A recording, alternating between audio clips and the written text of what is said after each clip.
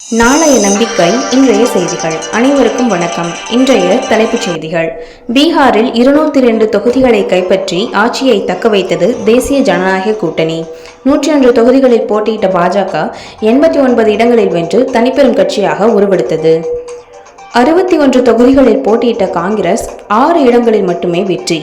பீகார் வரலாற்றில் இல்லாத படுதோல்வியால் காங்கிரஸ் தலைவர்கள் அதிர்ச்சி. கோவைக்கு வருகை தரும் பிரதமர் மோடிக்கு கருப்பு கொடி காட்டும் போராட்டம் நடத்தப்படும். தந்தை பெரியார் திராவிடர் கழகம் உள்ளிட்ட முற்போக்கு இயக்கங்கள் அறிவிப்பு. வரவு எட்டனா செலவு பத்தனா, விரலுக்கேற்ற வீக்கம், கூடி வாழ்ந்தால் கோடி நன்மை, பொண்டாட்டி சொன்னா கேட்கணும் ஆகிய திரைப்படங்களை இயக்கிய பிரபல திரைப்பட இயக்குனர் வி. சேகர் அவர்கள் நேற்று காலமானார். பீகாரில் கடந்த மாதம் பாஜகவில் இணைந்த 25 வயதே ஆன பாடகி மைதிலி தாக்கூர் அலிநகர் தொகுதியில் 11,730 வாக்குகள் வித்தியாசத்தில் வெற்றி பெற்றுள்ளார். கட்சியில் இணைந்த அடுத்த நாளே வேட்பாளர் சீட்டு வழங்கப்பட்டுள்ளது.